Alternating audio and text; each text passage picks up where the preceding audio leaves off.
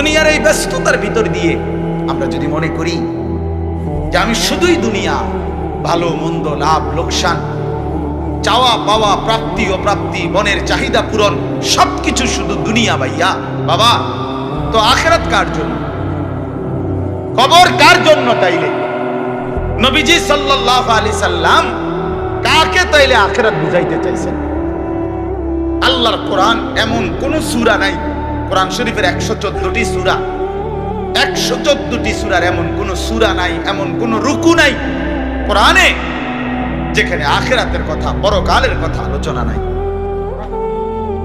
এই পরিমাণ আল্লাহ তাআলা আখিরাত, পরকাল, পুনরুত্থান, হাসরের মাঠ, এগুলো আল্লাহ তাআলা এতবার বলছেন, অস্বীকার করার, পাশ কাটার কোনো